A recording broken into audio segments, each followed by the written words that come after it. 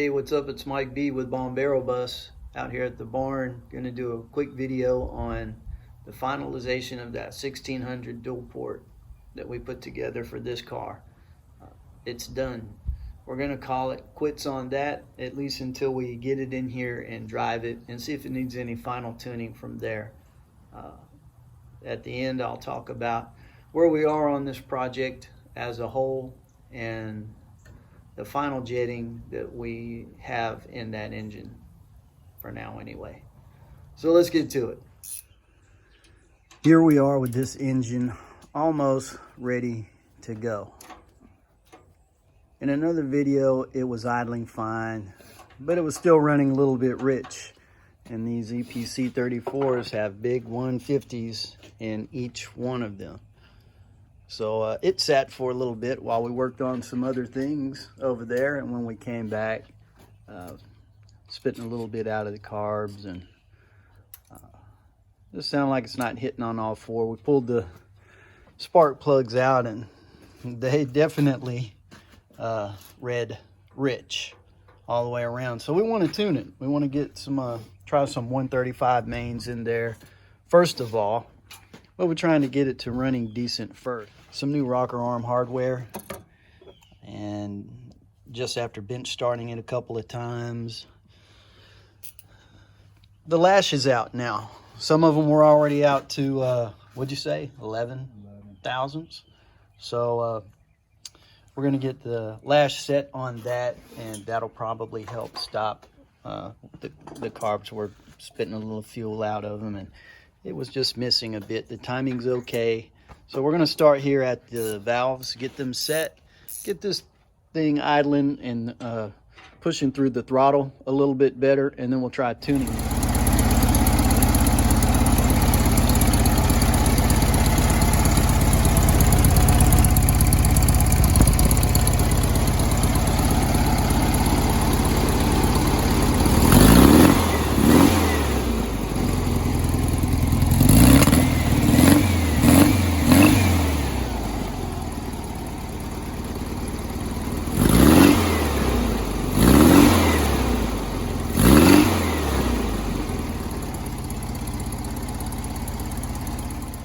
Well, just then it was running a lot better. It's still rich. I'll show you the plugs when we pull them, but at least we got it back to where it was. Before this, it was popping at the carburetor. So right now the setup on both of these is 55 idle, 150 main, 175 air correction.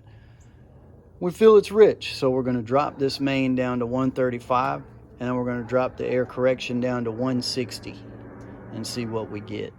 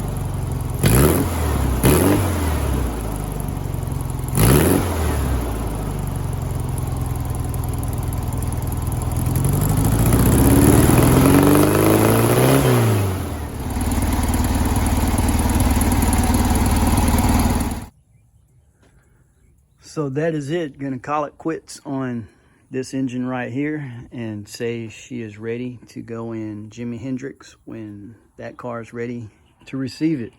A quick recap of some things we did was we got the doghouse cooler installed with the doghouse shroud. This was the oil cooler style that was inside the main shroud, as in the earlier engines. So we did the doghouse conversion. Some of that's in the past videos. No leaks there. That's running good. We got our double carb set up. These were single port heads that came on this engine. These are now dual port. And we've got these EPC 34 dual carbs. The final jetting in those is, the 55 idle, 135 main, and we ended up with the 175 air correction. That seems to be working good, and we're here at sea level. The old fuel pump had to get changed out because there's a video on that, and then we went ahead and did the 12 volt alternator switch. There was a 12 volt generator on here, but we went ahead and did that conversion too. So we had to do some massaging of the tin and tried to spruce it up a little bit. Got a pretty nice exhaust there, and all of this was on a budget. Parts were bought used and cleaned and refurbished, and the heads are from 2 different engines. These parts come from 3 different engines, plus a couple of things that we bought new. So the gas tank is in good shape. We got it hooked up now. That's the one that's going in the car. So a really interesting thing is you see these I've heard them called sled tins or heater box tins, and this one here also. When we been starting this engine, we had none of that on there, so we've managed to find the pieces for this side, but this side still does not have those. And although we were keeping it cool with a fan and everything, an interesting note is that this side, as soon as I put that tin on there, the sled tins, and this piece here, this side ran 20 degrees cooler always than that side from that point on. So if you think they don't matter, 20 degrees difference is significant to me. We're gonna call it done until we run it, get it on the road and see what kind of fine tuning it needs then. But what we've done here to move on is today my brake parts are supposed to come in for the wheel cylinders and the brake pads, so that I finally built up pressure. All the lines are good on the brakes. Basically just waiting for the wheel cylinders and brake pads. I should have good new-ish brakes all the way around. Man, the tedious work of cleaning steel and painting it has been done here. You see I've got the swing axle boots off. I'm going to put those on probably this afternoon if those brake parts don't come. But got some new swing axle boots I'm going to put in there. Here in the engine bay, we got our seals put in.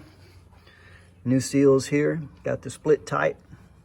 When you have those type, you should make sure that the bottom lip goes under the tin and the top one goes over. A lot of times you see the whole thing is diving down underneath the tin like that, but these split type, you're supposed to split the tin inside there. And man, did I learn a lesson early on with my bus about that. I couldn't believe the temperature improvement when I got those seals put in proper. We got the front firewall seal, that's brand new, put in there too. Got a whole new throw out bearing kit that I'm going to put in there. This bell housing still needs to be clearanced. It's a 12 volt or a 6 volt bell housing tranny. I got a 12 volt flywheel that's going to go in there, so still have to do the clearancing on there. I have the special bushing. When you do that, there's a special starter bushing that you have to get. So some things still to do, but we're getting closer. You can see we cleaned up some parts pretty good, and we sprayed them with I used the black VHT product, And that seems to work for me under there. Also, you know, just trying to get to some of these parts as soon as I can, or while it's open.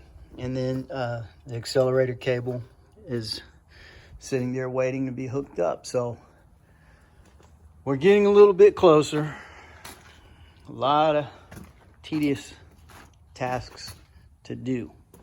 But that's it for the engine. So just wanted to give you an update on the rest of the car, where we're at. And, you know, if the video helped you out, feel free to like and subscribe.